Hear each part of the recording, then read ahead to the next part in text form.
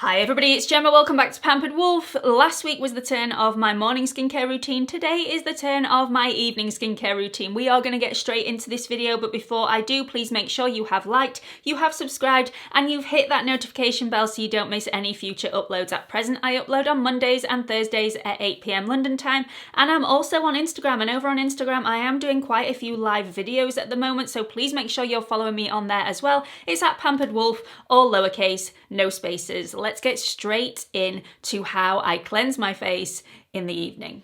Okay, so pretty much the same as my morning skincare routine. I obviously slather my face in SPF throughout the day, and I usually am wearing makeup. And the best thing to get makeup and SPF off your skin at night to make sure you are completely clean is an oil cleanser. So I'm going to use the same one that I use in my morning skincare routine, as you will see. This one is very heavily loved and I am running out and do not have a spare. This is the Bare Minerals Oil Obsessed Total Cleansing Oil. Now, I had a comment in my last video saying that you should always follow a cleansing oil up with a foaming cleanser to make sure all the oil is out of your skin.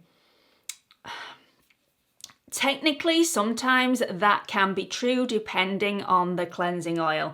However, if you are using a proper facial cleansing oil, it should emulsify on the skin really easily, and therefore you should not have any oil left in your skin after you have thoroughly cleansed it.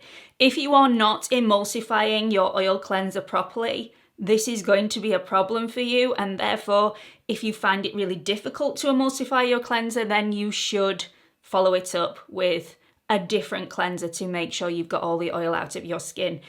I have never had a problem with this particular cleanser. In fact, I've used lots of facial oil cleansers and never had an issue. Do what works for you. Do entirely what you want to do. There are so many different dermatologists that completely disagree on this point. I don't think there is a right or a wrong answer. If you want to just use an oil cleanser, just use an oil cleanser. If you want to follow it up with a foaming cleanser or some other sort of cleanser, do that. This works for me on its own. SPF is designed to completely stick to the skin and not move, and unless you are using an oil cleanser, you're probably not removing 100% of the SPF when it comes to the evening. Also, if you're wearing quite a lot of makeup, an oil cleanser will completely melt that makeup off your face while not creating any damage or stripping your skin at all. So, highly recommend using an oil cleanser. And again, if you want to use a different cleanser after this one to make sure all the oil is out of your skin, that is entirely up to you, but I don't. By the way, I do have a video on how to use an oil cleanser correctly. I will link that up here for everybody and also in the description box so you can watch that a little bit later on if you're slightly unsure. Okay, so once my skin is completely clean, I will then move on to applying the rest of my evening skincare products. And the first product that I will apply is the Rapid Lash Eyelash Serum. This is a great product. This will make your lashes fuller, it will make your lashes longer. It's absolutely fantastic. I used to use Revitalash. I had great success with Revitalash, and then all of a sudden, after about a year of using the product, it stopped working for me. It was as if my lashes had got used to the formula and just stopped responding to it. So I switched to Rapid Lash. I'm having great success with this now.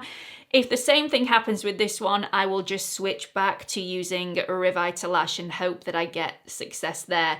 I think it's really important to put this on first in the evening skincare routine because this has to be applied to clean, dry lashes. You can't have any serums or creams on your lashes before you apply this. So I always apply this first. It comes with a little paintbrush applicator there. Very easy to apply. You actually apply it at the root but on the lashes. So on the lashes but right down at the bottom, and one swipe, making sure you've hit all the lashes, is all that you need. And then I make sure that I don't go near this with any of my serums or creams because I want this to be able to do its job. So that's that step completed. You don't put this on the lower lashes. It will transfer to the lower lashes anyway as you blink. but let this dry down before you apply any of the other products. So after that, I will go in with my NYX Bear With Me lip conditioner and just pop a little bit of that on my lips. I have really dry lips at the moment. Anytime that I'm a little bit anxious or nervous or just out of my comfort zone, I do sit and pick or bite my lips. So it's not great for your lip condition. So I always make sure that in an evening, I am really moisturizing my lips well. Okay, so whilst my eyelash serum is drying down, I move on to applying the products for my neck. Now, I do use different products for my neck as I use for my face. All will become clear a little bit later on in the routine, but I'm going to use my Ride or Die products, Matrixyl 10% plus hyaluronic acid from The Ordinary, and niacinamide 10% plus zinc 1% from The Ordinary as well. 2 drops of each. 1, 2, 1, 2. Rub that together in my hands and just apply that on the neck and also on the décolletage as well. And let that sink in. Now, after I've done that, my eyelash serum is probably dry already, so I move on to my eye serum. And the eye serum that I use is exactly the same as the one that I use in the morning. This is an amazing eye serum, and I have seen results with this. This is the NIOD Fractionated Eye Contour Concentrate. I actually had a message from somebody the other day saying that this has actually made their eyelashes grow longer as well. So a great product full of fantastic peptides. This is going to really plump up the skin. It's also going to get rid of all those fine lines and wrinkles, decrease puffiness, decrease dark circles. I can't rave highly enough about this product. It feels really nice on the skin. It's not overly greasy or oily or tacky to the touch. It just feels really comfortable. I had a few comments the other day about how I applied this in the morning. I must apologise because I am the first person to lay it on thick to absolutely everybody out there that you need to be as sanitary as possible when it comes to your products, and you really shouldn't be transferring bacteria into the bottles. You have to be as careful as possible. And if you saw my morning skincare routine the other day, it's exactly what I do. And you know, you forget yourself because this is what I do at home. This is not what I should be telling everybody else to do, but I sort of swipe it under the eye and touch the skin with the dropper. And I should have known not to air that because I knew you were all going to jump on me for it, and you did, and quite rightly so. So I apologise. I really shouldn't apply my eye serums like that. I should just apply the tiniest dropper on my finger, which I'm going to do today because I'm listening to you all. So I'm going to apply the tiniest amount onto the skin without touching the dropper with my skin.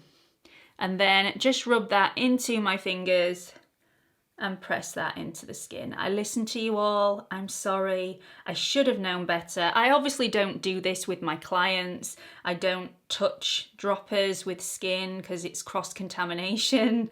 But, you know, I'm a little bit more lenient with myself as it's my own products and it's my own skin and it's my own risk. But really, I shouldn't have recommended that you do that. That was really wrong. This is such a nice product. Now I put it underneath my eyes of an evening. I don't put it on top of my eyes for the evening because I don't want it to touch my eyelash serum and make my eyelash serum not work as well. So I always put it on my eyelids in the daytime, but not in the nighttime. You may choose to put this on your eyelids in the evening as well if that is your problem area and that's what you want to concentrate on. This is one of the best serums I have ever had around my eye area. It doesn't sting if it slightly gets in your eye, although I wouldn't recommend that you do get it in your eye, but it just feels comfortable on the skin and I have definitely seen results. So a great serum. Okay, so I didn't want to overcomplicate my evening skincare routine by applying 20 different products that take forever to apply. I basically wanted it to be bish bash bosh, lights out, sleep. That was my intention, while still applying all the fantastic ingredients to my skin that do the most benefit, especially overnight when your skin is regenerating and renewing. So the product that is my ride or die product that I apply every night, apart from a couple, and I will explain that a little bit later, is from Dermatica. This is the Tretinoin 0.05%, and I do have a little bit of niacinamide mixed in with this as well. They do personalized like little cocktails for each individual. So now I have the 0.05% Tretinoin plus niacinamide. I have a full video on Tretinoin if you are completely new to Tretinoin. Tretinoin is a derivative of vitamin A. It's a very, very strong version, and you can have a lot of irritation with this if you go in too hard, too quickly. So I highly recommend you watch that video before you start that. I use Tretinoin from Dermatica. You don't need to use Tretinoin from Dermatica. You can get Tretinoin from lots of different places, but usually it's only available on prescription unless you live in certain countries. So for this one, I apply 2 squirts to my fingers. I just massage that just to distribute it onto my fingers. Press that into the face, and then make sure that I've got that in the areas that I want it. I don't take this down the neck. Dermatica don't actually recommend that you take this down the neck.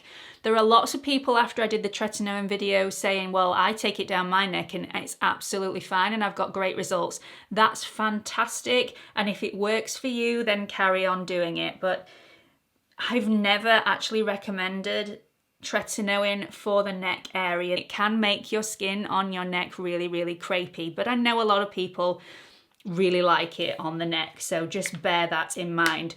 So I then allow that to completely sink in. You will have noticed I completely missed out the eye area. I also missed out this area around here, because if this collects in that area, I do get a lot of dryness and irritation. I also stopped applying here.